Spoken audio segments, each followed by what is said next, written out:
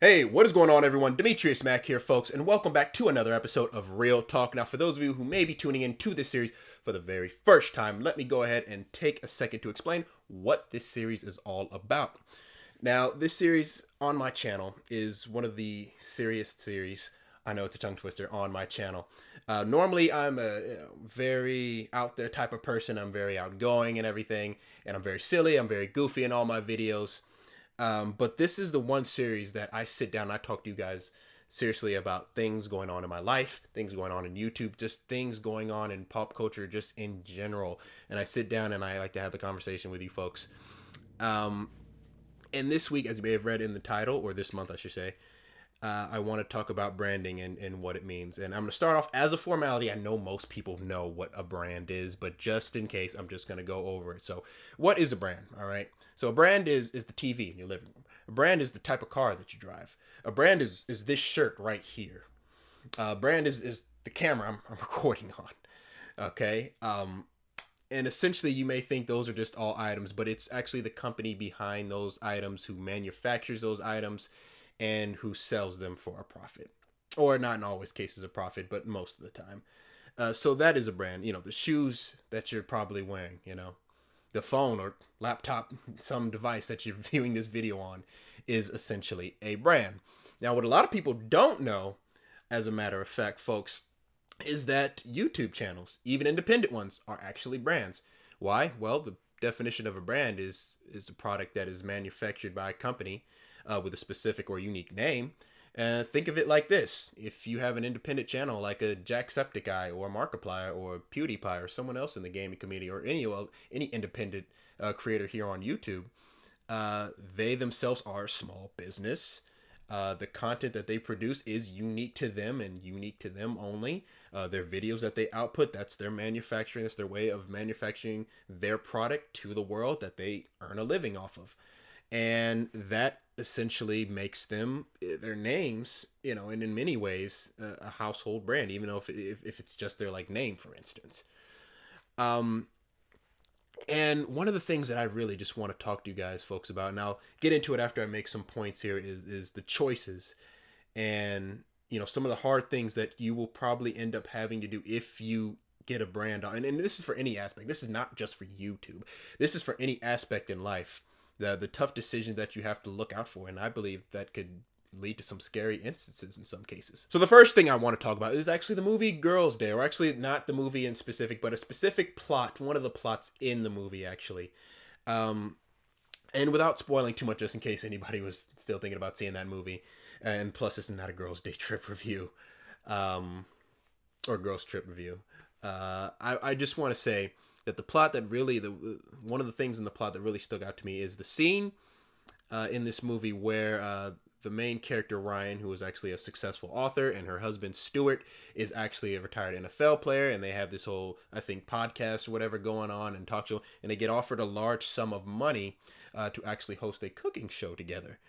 And one of the things that is a problem is her friends early on in the movie find out that actually Stuart, the husband, is actually cheating on Ryan, who is the main character. And Ryan has known this for quite some time, and she's always gone to him like, hey, you know, like, enough of this has to stop, this has to stop. And friends are wondering, like, why are you putting up with this? Well, it's revealed, you know, later on that she cares too much about everything she built. She's a self-household name. Her name is her brand, her reputation. It's everything to her. And if it got out that basically her husband was cheating on her, and she didn't have everything that she was self-proclaimed to have, she felt like it would destroy everything that she had built. So what she eventually ended up doing is just going along for it for a while. And she ended up in this one scene where they're getting, after they have that discussion, they have a discussion where he's essentially, the husband is essentially explaining, like, you know, this is us. You know, we are a team. You know, we both need each other for this brand, for us to go forward. And she goes along with it. And there's a scene like where it shows them holding hands after they've had this real heart-to-heart conversation. And the point I'm making to you by explaining that much of the plot to you folks is that who knows how much we see of this in real life and don't realize it.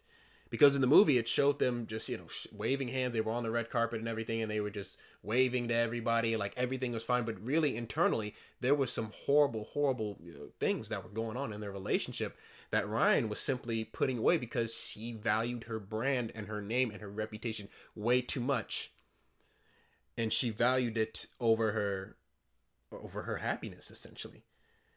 And like I said, we don't know how much we see this on the red carpet with any type of celebrities or with politicians or hell, even your friends or family.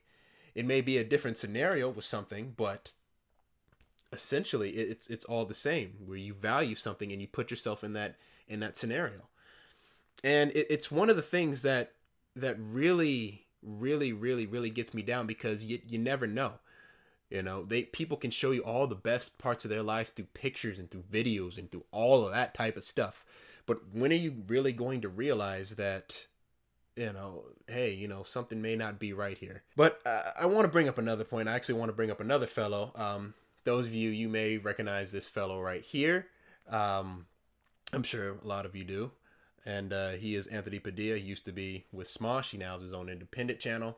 And I watched Smosh from about 2009 to 2011, I should say, was when I really first started watching. I wasn't subscribed. Then I subscribed to them in 2011 and have been subscribed ever since. He created his own brand. He created the Smosh brand. I believe he said in the video, in his goodbye video from Smosh, from essentially a chat room online. And now it's become this big multi-million-dollar company.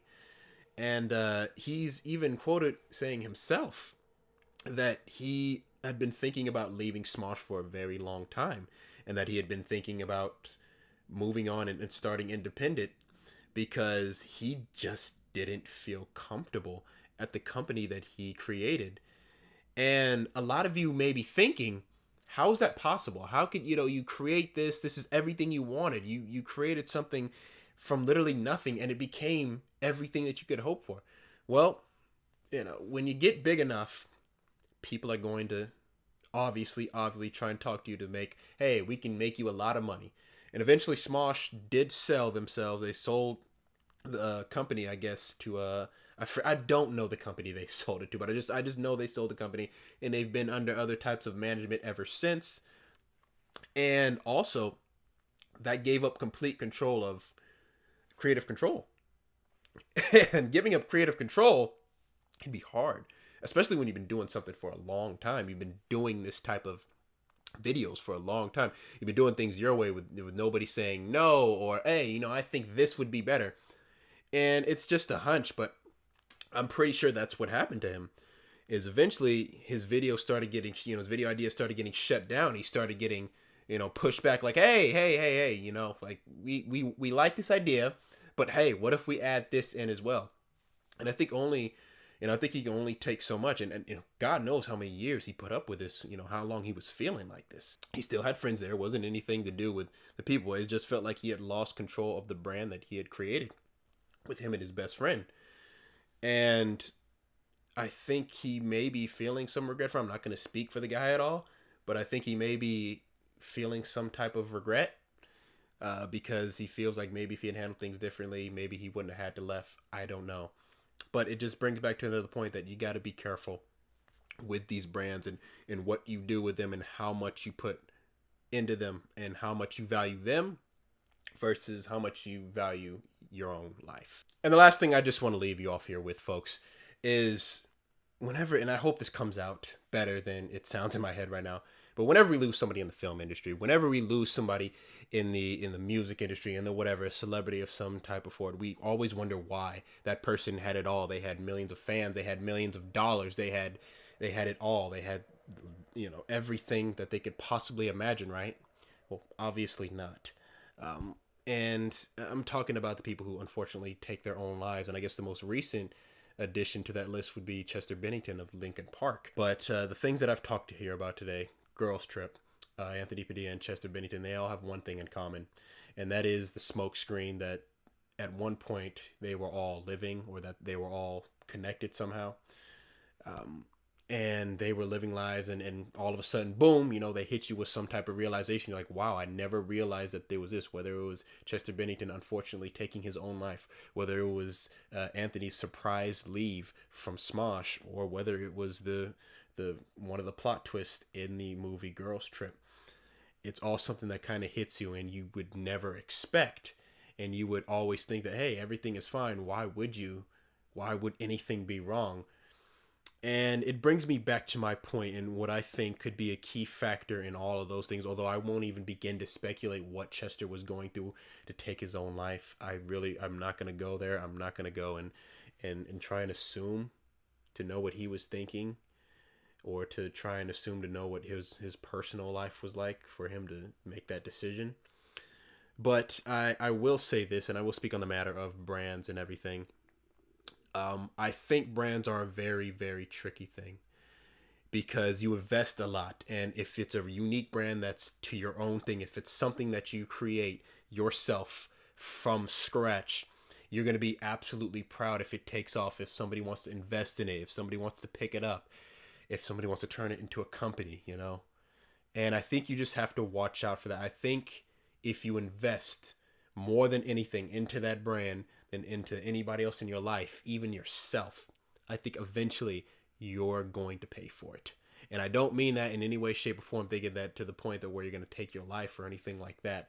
I simply mean it could lead to any type of thing, whether it's Anthony realizing that he just didn't want to be part of the company that he had essentially built from scratch, or if it's just that you don't want to be a part of a group that you may have created, you know, and started from scratch. It's just, honestly, my word out to anybody who may be starting any type of company, who may be starting anything, starting a small shop or whatever, or even starting a YouTube channel. Just be very, very, very cautious if success comes to you, especially if it comes to you quick and you're not really well adjusted to it. I obviously can't speak from personal experiences.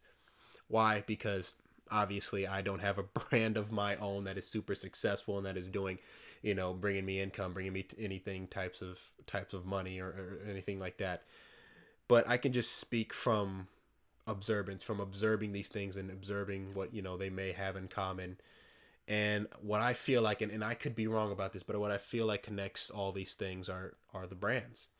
I feel like people feel like the brands in their life are their entire life, and they have to, absolutely have to stick with it because they don't know who they are without it. Just don't value it. Don't ever value your brand over your own happiness.